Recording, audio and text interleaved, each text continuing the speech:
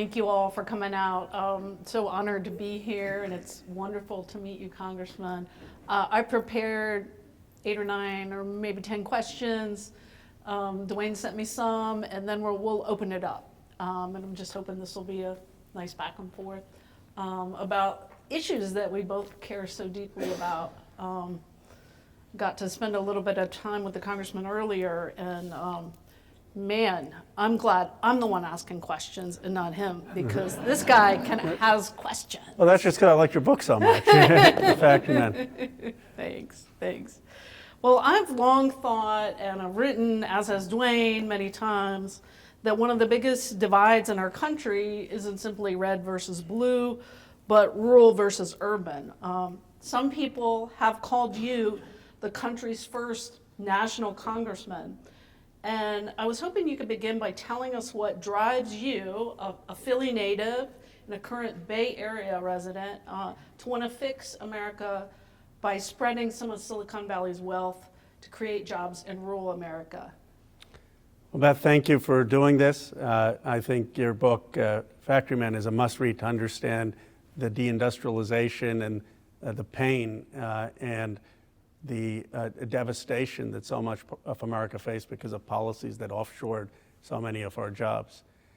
And I want to thank Virginia Tech, the Research Park. I got a tour this afternoon, very vibrant, exciting, met some of the young entrepreneurs, so much hope, and I really I'm going to leave with a great impression of the area. So thank you for hosting me, and of course, thank you to Dwayne, who I had mentioned earlier, had written about some of the work I'd done, and just a great writer, and appreciate all of his writing in Cardinal News. So I grew up in Bucks County, Pennsylvania. I was born in Philadelphia in 1976, our bicentenary. My parents are immigrants from India. My grandfather spent 4 years in jail with Gandhi in the 1940s, in part of India's independence movement. And this country elected me, a son of immigrants, Indian American, of Hindu faith, less than 1% of the population, to represent arguably the most economically consequential place in the world at the age of 40. My district has Apple, Google, Intel, Yahoo, Cisco, LinkedIn, Tesla, $10 trillion market cap. So when you have a story like mine, you can't help but be hopeful about the American experience, about the American story. I still believe this is the most exceptional place in the world. There's a reason millions of people want to come here and not go to China or Russia or Europe. But we have a problem in the country. And that is that young people in my district are very optimistic about America. They are very much believe that the American dream is alive and well. But there are large parts of the country where people feel the exact opposite. I told the story of Galesburg earlier to some of folks, so I'll tell a different story now to illustrate that.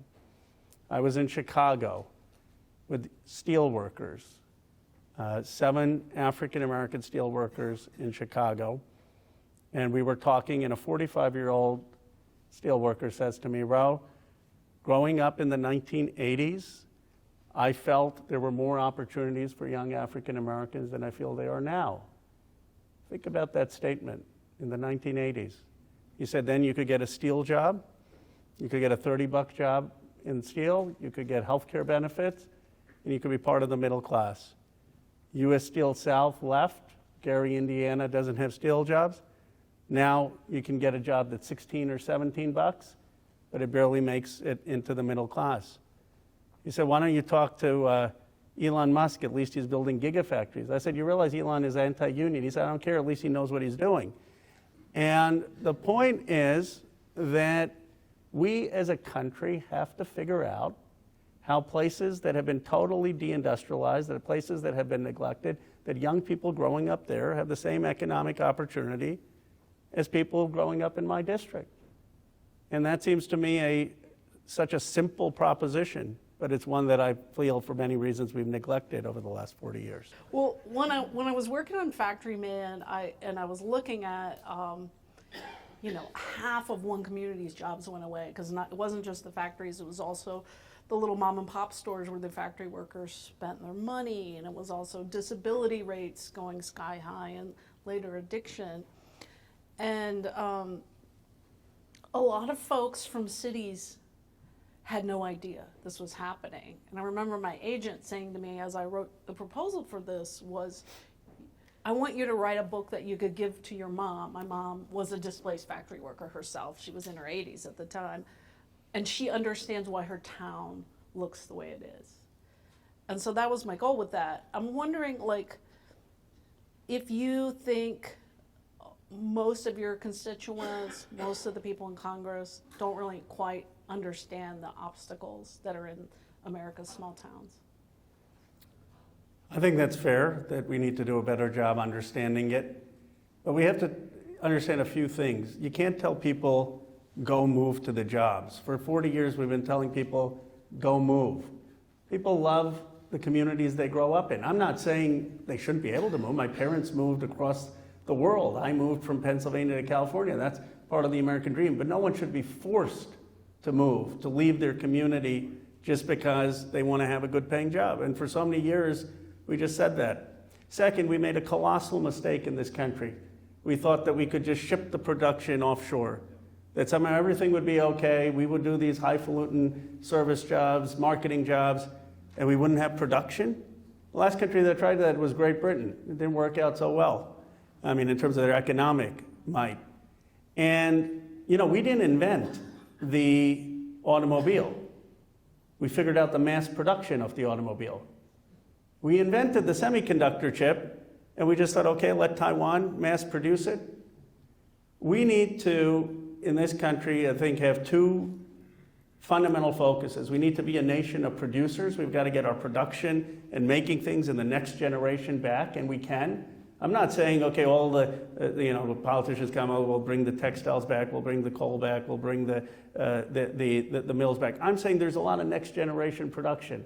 We're going to have to make semiconductors. We're going to have to make thick steel. We're going to have to make clean steel. We're going to have to make batteries. We're going to have to make storage. I want that production here in the United States to be preeminent. And the second point is we have to be intentional about places that have been left out of the economic prosperity for two reasons.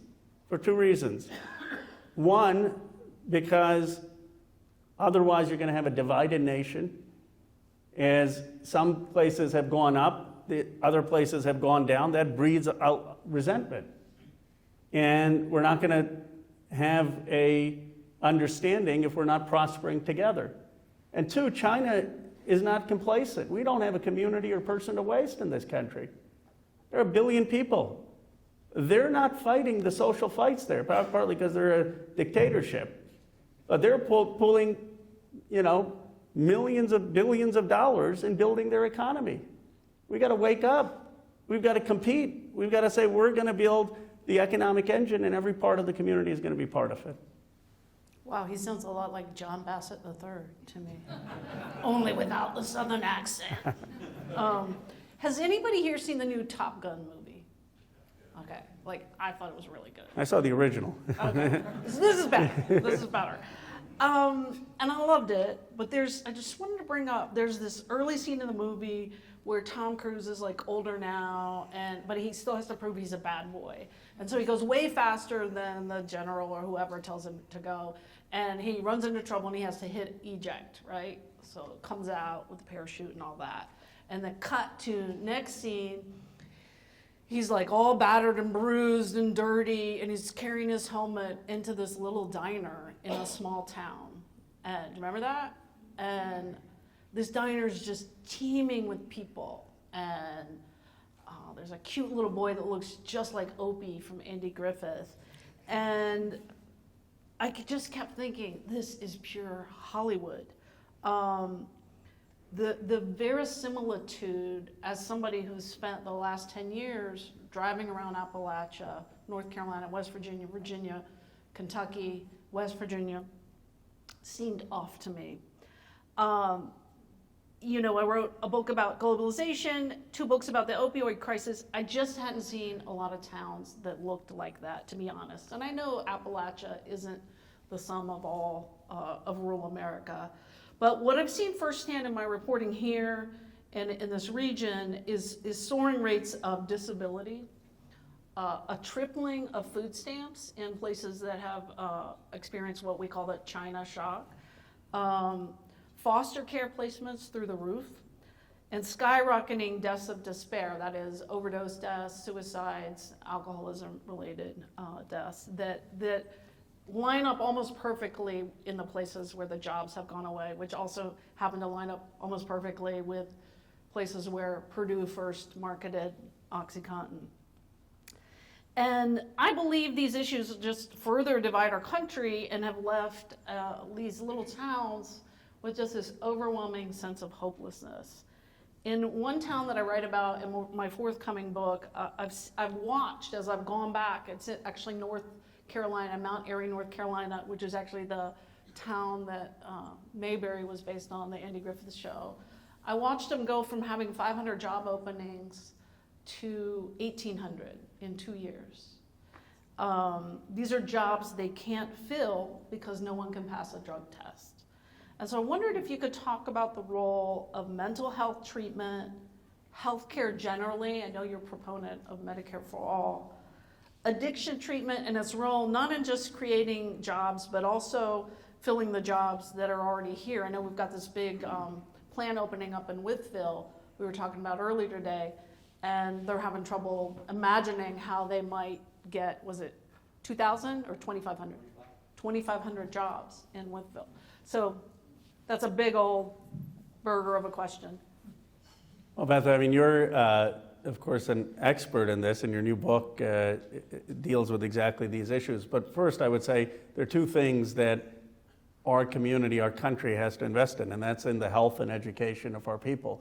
That's basic. I mean, you can't produce, you can't have value if you don't have education, if you don't have healthcare. I often say, my parents and other immigrants often, they say, well, we came to this country with $8 in our pockets. I said, yeah, but you had an engineering degree and you had good health, and we ended up I went to a good public school. I just say, I want the same thing in this country that the country gave to me. Shot at a good public school, safe community to grow up in, never had to worry about going to a dentist twice a year, never had to worry about going to a doctor. Is that too much? And I don't get it. We're producing more wealth than we ever had. Come to my district. They don't know what to do with some of the wealth. I mean, it's amazing to me. And yet we can't get the funding to have everyone have health care and make sure that people have the mental health services and treatment that they need. We can't get the funding to make sure everyone has as much education as they need, as they want. Doesn't mean everyone has to go to college, but they should have the ability to have the as much education in a world and an economy that is going to reward education, whether it's vocational education, whether it's apprenticeship, whether it's college, whether it's a PhD. And so I think that is part of it. But I also think The Debts of Despair, a brilliant book by Deaton and Case. And you know what I was struck by when I was reading that book is it was exactly parallel to this book written by William Julius Wilson, who was a professor when I was at University of Chicago, and he was one of the brilliant African-American sociologists. And he wrote about despair. He used the same word in many of our cities when jobs left in the black community. And you could read those books side by side, and what Deaton and Case are talking about in white factory towns in rural America is the same thing William Julius Wilson was talking about in many of the black cities. Guess what? That means we have a universal possibility in this country to bring good paying jobs to different parts of our country that have been left out. And I think until you have that, you don't have hope. Folks often say to me, Ro, you're going to Appalachia. I went to Hal Rogers' district. He calls that area Silicon Holler. I didn't come up with the term. I would have been lampooned if I had come up with the term. It's his. And they said, why are you just talking about tech jobs? There's so many other types of jobs. I said, of course there are. Now, everything in some ways is going to require technology. We were talking about drones for agriculture earlier, whether you're computers on wheels as cars. But to me, the reason people respond to it is not technology, because it's about the future. It's about hope. It's about wealth generation. And people want to know, even if they've had a tough life, see, this is what's, I think, frustrating. People fear that their kids are going to have a tough life, that their grandkids are going to have a tougher life. And until you have people have hope, economic hope, I think that the despair and the anger and the resentment will continue. Yeah. I mean, Deaton and Case, their new book, which I think is called Deaths of Despair, Future of American Capitalism, they talk about the number one protective factor to prevent a death of despair is people with a 4-year degree. And yet we have, in this country, only 36% of Americans have a bachelor's degree. So we've got a system that doesn't work for most people. I never understood when it became fashionable in our country to start bashing college. I mean, I'm all for having alternatives to college, to understanding that you can have a 18-month course and get a credential and have a very good paying job, that you can have an apprenticeship, that you can have a building trade. But it used to be presidents from Ronald Reagan to Bush to Clinton to Obama all used to say, yeah, if you can get educated, go get educated. You know, at the height of the Great Recession, the unemployment rate for college graduates was 5%. The unemployment rate for those who just had a high school degree was about 17%. You want to go talk to, people say, oh, the working class is going to resent it if you make college affordable. Talk to people in the working class, in my view. And you know what they talk about? They usually have a nephew who wants to go to community college or college. They usually have a son or a niece who wants to do that. That's the American dream. And they say, we can't afford it. I don't know any other country in the world that has people graduate with $30,000, $40,000 of debt. 80. I mean, no, I took out $100,000 debt. I paid it off. Fine, but that's not a model for building human potential in the 21st century. It's not a model. And look, the colleges have to bluntly participate with the private sector. I think Virginia Tech is doing this, but I've been to so many community colleges and other colleges, and they're well-intentioned, but they have these courses. People take the courses, or they take the retraining, and then they get no job. And one of the most insulting things, you can go in these places and say, go get retrained, because people know there's no job at the end of it. Mm-hmm. Partly because these retraining programs, some of them have been horrible. They don't consult with the industry that's going to hire them. Or the people. Or the people. 85% of jobs in this country are private sector jobs. A lot of people, most people don't want to be in Congress. A lot of people don't want a government job. They want a job that's going to be in the private sector as well. And one of the things I found that has succeeded, Google is doing this program, which I've helped facilitate with several of the community colleges. I was moved to do it in Galesburg because the Maytag factory plant had left, and as I was sharing earlier, folks there were still so angry about it 20 years later, and they said nothing has changed. Our kids are still leaving. Our economic condition, nothing has improved. And so they're partnering with Galesburg Community College. They're paying $5,000 to young people to take 10 hours a week in addition to their courses, and they're going to get a $65,000 job at the end of it. And they're working with the community college to design the curriculum. And whether it's a company in agriculture or manufacturing, you need to have, in my view, the private sector involved. And then if we're going to fund these land-grant universities like Virginia Tech, which we should, the vision of the Morris land grant, then make sure some of the funding has a sense that you're also serving the rural community, that you have some outcome in terms of what the job creation is there, what the educational certification is there, so that we're reaching more intentionally. One point, when West Germany and East Germany united, there was an intentional effort that West Germany, it didn't all work, but they had a huge effort to make sure that East Germany would have economic development. And in our country, where we had deindustrialization, and I would argue the same thing in Britain, where the south of England basically succeeded and north didn't, people just said, well, let the markets decide, let people move, everything will work out. And guess what? It didn't. And people are angry. Yeah. And you know what? They should be angry. The government has failed them for 40 years. I'm not saying globalization was all bad. It's great that there are not as many poor people in China and there are not as many poor people in India. That's great. But not at the expense of the social fabric and the job creation in communities across this country. That's, I think, those decisions are partly what's tearing apart the country. Right, and most of the benefits went to the upper tier. A lot of the, back to Cardinal News, a lot of the decline of legacy media can be placed at the feet of some of the players in your district. You know, well documented that Facebook has helped spread disinformation, leading us further into our silos of thinking. Luann, the head of Cardinal News, told us yesterday at lunch that, and this just shocked me, that there's one full-time healthcare reporter in the entire state of Virginia. I mean, we had more than one. We had 2 or 3 when I first came to the Roanoke Times, and just in Roanoke in 1989. And certainly all the other bigger cities did. She said there was one higher education reporter in Virginia, and exactly 0 reporters whose work is dedicated solely to covering K-12 education. 0 in Virginia. How do you see the decline of legacy media playing into the growing toxicity and lack of civility in this country? It's been a huge cause of it. First of all, these social media platforms have to be regulated.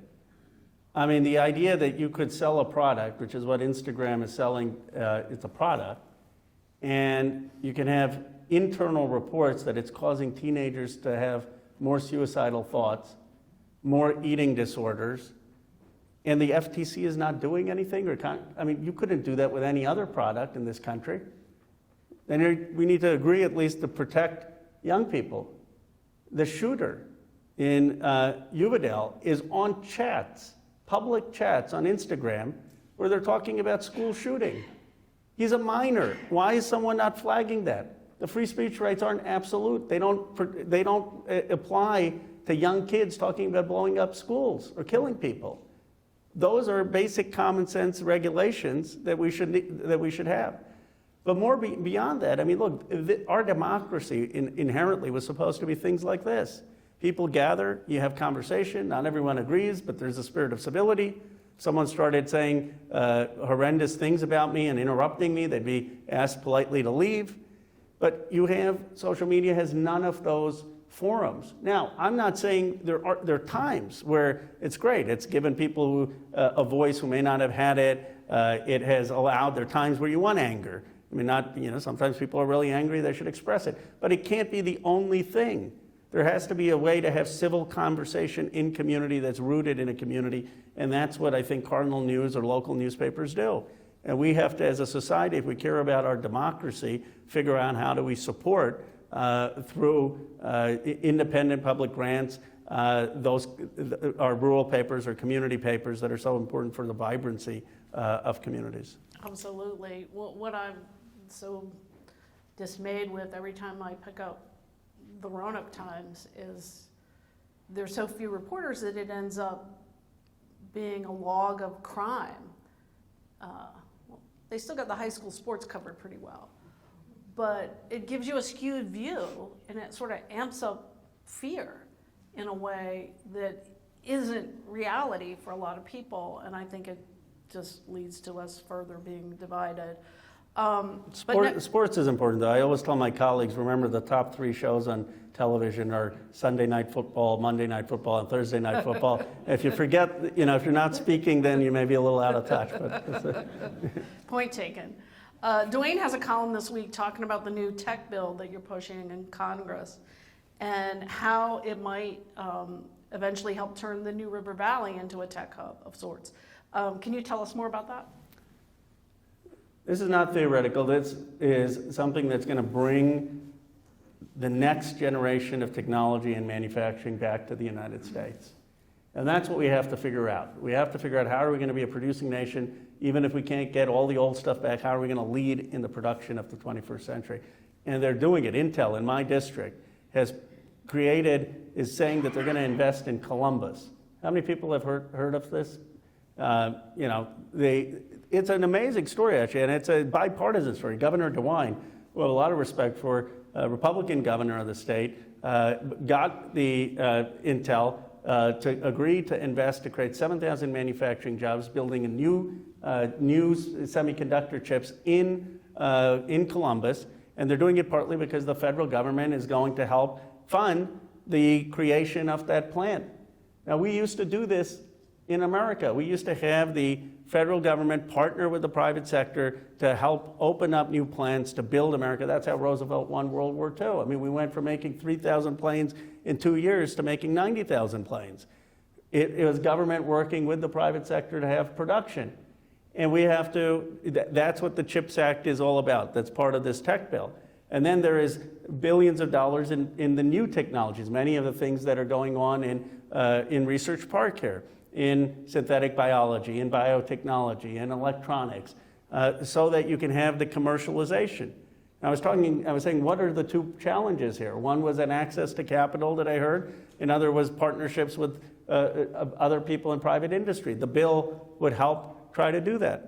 But I think what we really need in this country is a mission of mobilizing, of developing the productive capacity of our country. Bring business together, bring educational leaders together, bring government together. It's not a one solution. And say, we're going to develop America's economic future and opportunity across the country, and we're going to produce things.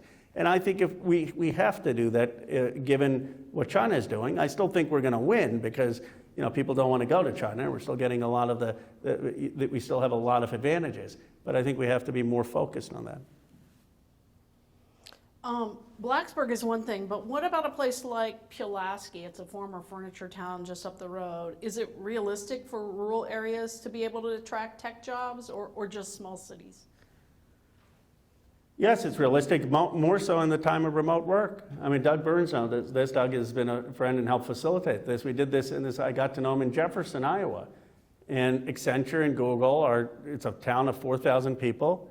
They're creating jobs and credentials, doesn't require a 9-month course, and they're going to have $60,000 jobs at the end of it. And some folks already have those jobs. It's a proof of concept, and it works. And the question is now, how do we scale it? Mm-hmm. We can't just have, okay, you've got projects in Jefferson that have succeeded or Paintsville that have succeeded. How do we get this to scale? But now I think more than ever, where you have the possibility of remote work, where you can live in your community and work for any company in the whole nation, it can work with the hubs being places like perhaps Roanoke or Blacksburg, but you come in once every week or once every 2 weeks, but you get the credentialing in a rural community. And look, even here's what I was shocked at, and Doug knows this, is when we went to Jefferson, I went with the Republican governor, Kim Reynolds.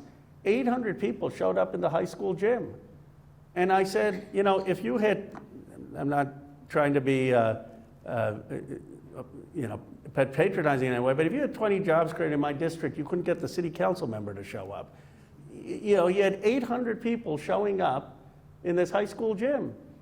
And then I realized it's about hope. It's about the future. It's about finally something where kids aren't going to have to leave. I never thought in the life, I grew up hearing about the brain drain all through my childhood. It was the brain drain from India, not a brain drain in the United States of America.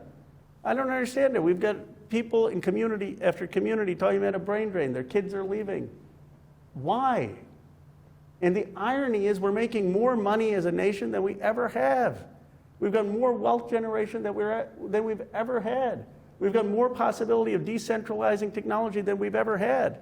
It's a failure of imagination for 40 years. A failure to say, let's figure out how do we get other places participating in this economic revitalization. So you're talking about a leadership problem? I don't even think it's one person. Where I was, in Galesburg, where the Maytag factory went down, and President Obama eloquently spoke about it in 2004. And they said since then, presidents have come and gone, Congresses have come and gone. Nothing has changed. You know, Bobby Kennedy in 1964 at Bedford-Stuyvesant, which is in Brooklyn, did this famous thing, a famous speech where he gave. He said, I don't think government can do it enough, but I'm going to get the community leaders, I'm going to get business leaders, and by sheer dint of personality, I'm going to revitalize this place. And I think we can do that in this country. Imagine if, whether it's President Trump, whether it was President Obama, imagine if they said, we're going to pick 10 factory towns. They're going to be in white communities and black communities and Latino communities. And I'm going to call up every corporate CEO I know. You don't get to be president without knowing a lot of corporate CEOs. It's just the reality. And I'm going to call up the educational leaders, and we're going to revitalize it. I mean, you could do that. And then it's about how do you scale it, but it's giving people a sense of hope. You know, they say, I'm well aware of the democratic deficit in these rural communities. So this consultant was saying, well, you just need to show up. I said, no, you don't just need to show up. I mean, come on, you got to have something more. What are you doing?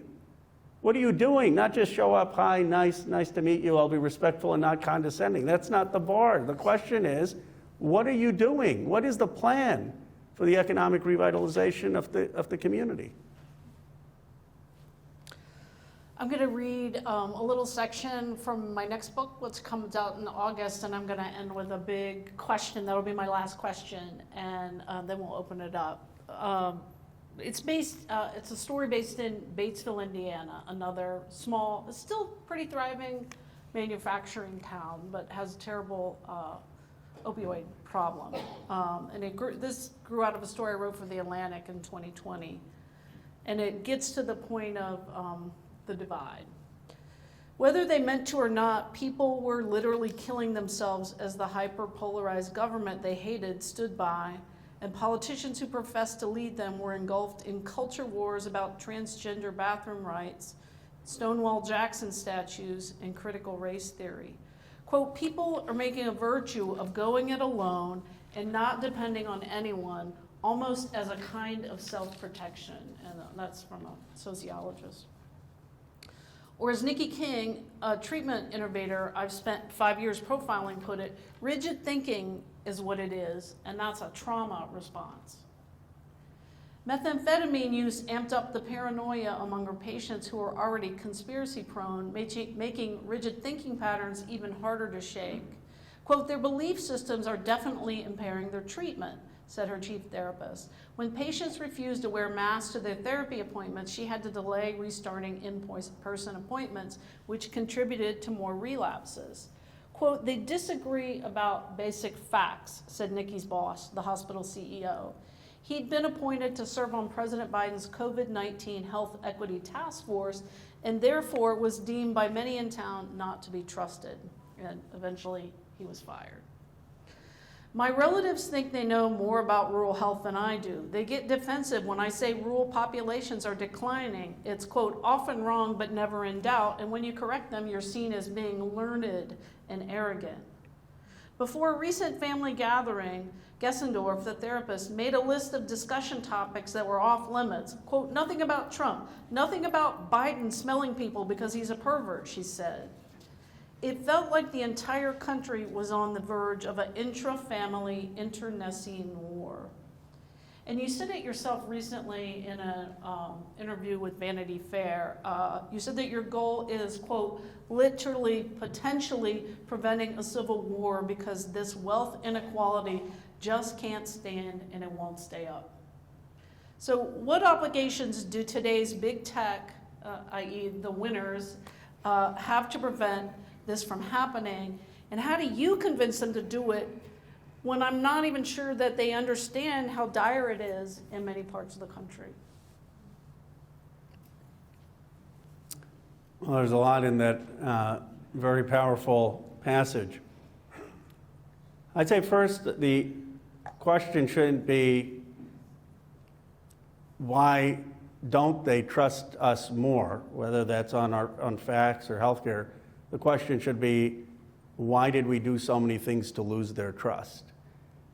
The reason communities, I think, are skeptical, in part, is because they're angry that for 40 years, 50 years, there was neglect. The jobs were shipped offshore.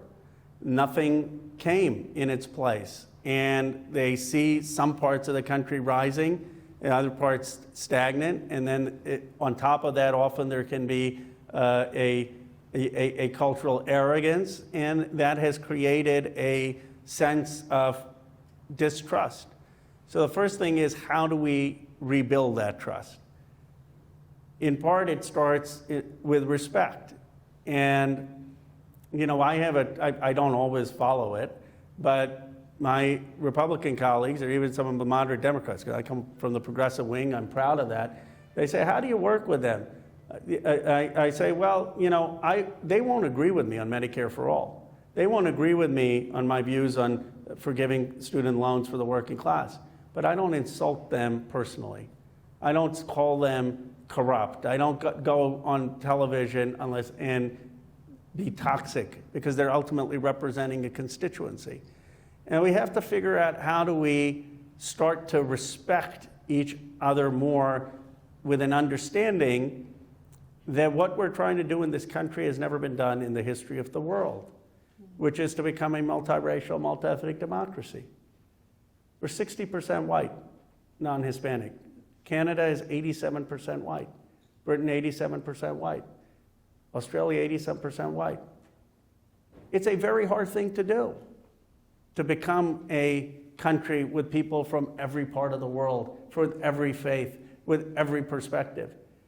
And we have to understand the fears. Some people fear, well, you know, are we still going to play football and baseball? And what is the culture of America going to be?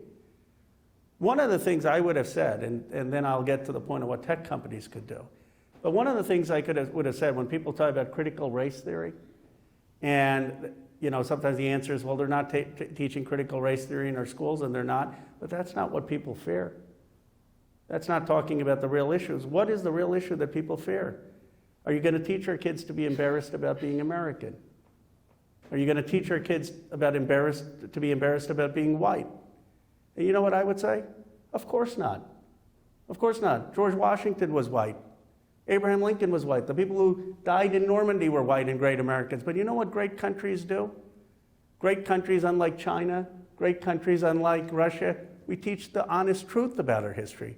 And so yes, we're going to teach about slavery, and we're going to teach about Jim Crow, because that's precisely what makes us exceptional as Americans. We have to figure out how we start talking about issues in a way that's real, that acknowledges people's actual fears, that's aspirational, and that's deeper than the economics. But I'll tell you what the economics can start to do. And that is that these companies and the policymakers have to realize that it's simply not sustainable to have economic opportunity piling up in a few places and having other places left out. And taxing it, and I'm for taxing the billionaires, but taxing it and just giving a handout is offensive to people's dignity. I mean, people don't want that. They want the opportunity to build wealth, to create wealth, to be people are proud. I mean, someone was telling me here that there was a person who said that, you know, Southern Virginia used to be more prosperous than Northern Virginia for 40 years. I don't know if that's true or not, but the point is that is how people feel. Cleveland used to be the Silicon Valley of America. Detroit used to be that. We have to, so my appeal to the tech leaders is that if you want this country not to be divided, you have to go and invest in the potential and partner in places across the country. And by the way, that's good for our country because there's so much talent across the country. And for policymakers, it's how do we scale this? How do we actually invest in these communities that have not had the same economic opportunity when we have so many tools at our disposal, including decentralizing technology and more wealth than we've ever had as a nation?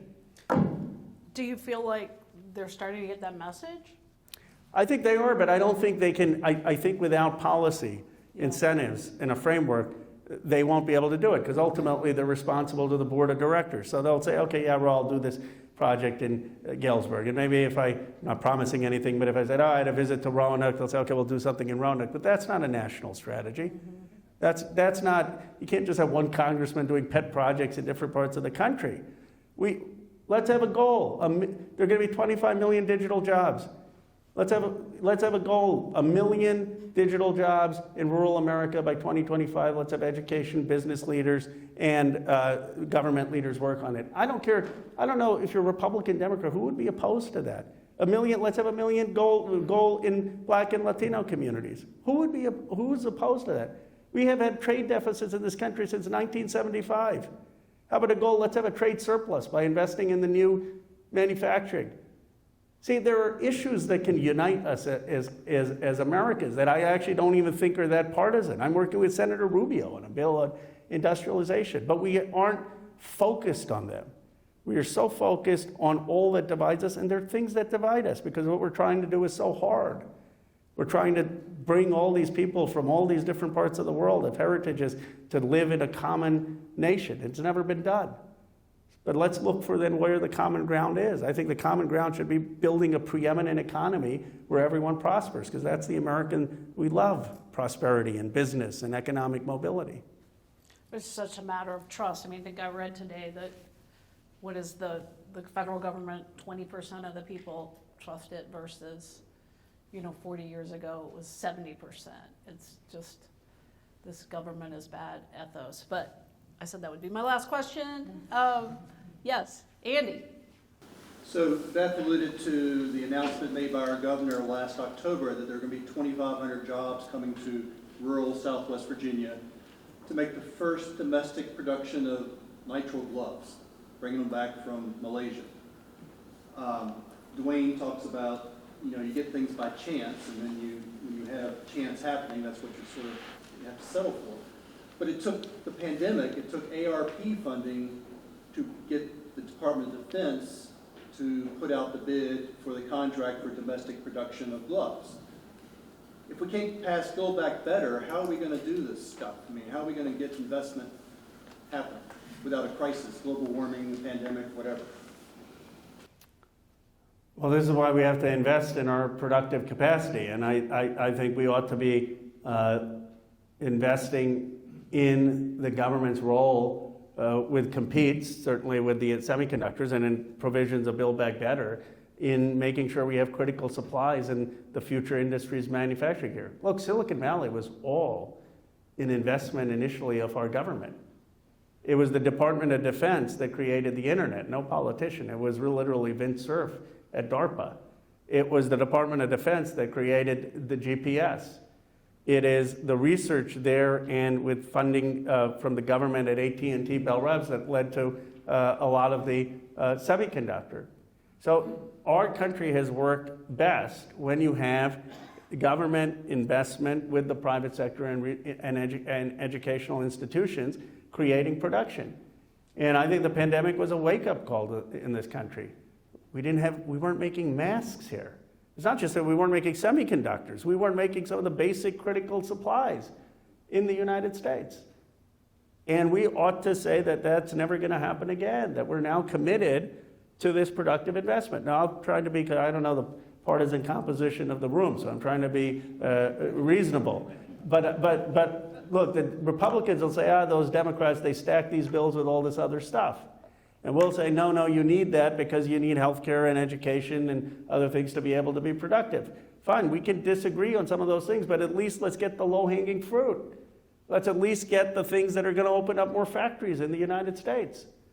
Let's at least get the things that are going to open up new plants in the United States, that are at least going to get people more skills and jobs in the United States. That's what we need to move forward with as a country. And, look, I think people think I'm overly naive about my faith in this country.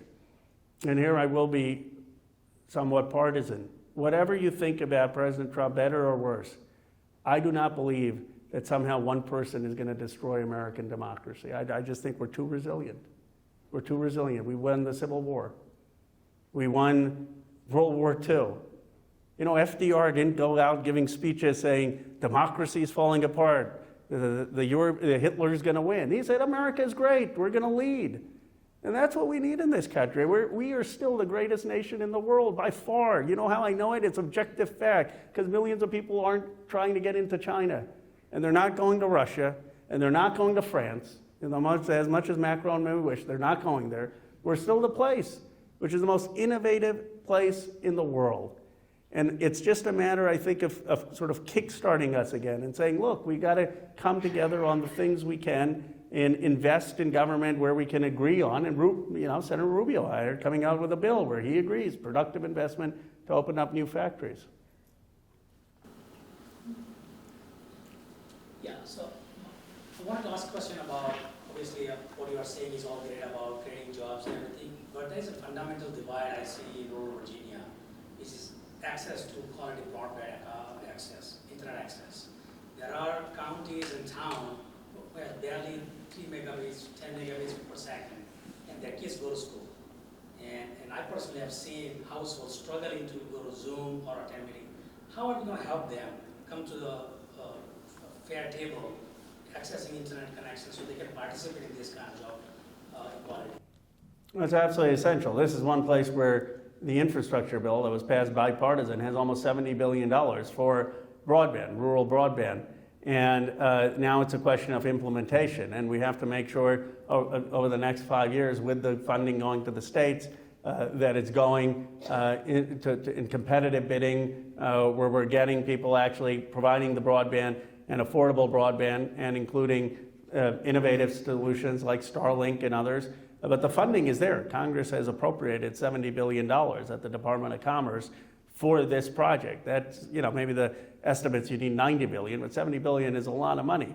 And so now this is an execution problem. This is how can we get now the states working with the money to make sure it's going to people who are going to actually provide the high-speed broadband and at an affordable rate. But it should be done by 2025, given the congressional authorization. Yeah, I've definitely seen funding available to Virginia, I think $400 million that we got. But I think the problem is obviously execution. But the internet service provider there is no incentive for them. So we got to figure it out. I live in a family who lives in Bland, Virginia. They're struggling. They have to buy 3 internet connections just to get on Zoom. And I spoke to those ISP. They said we cannot do anything until. So we need to. Well, we need to condition. That money was designed not to give them money to enhance the existing places that they may be making money. It was designed to go to the hard-to-reach places.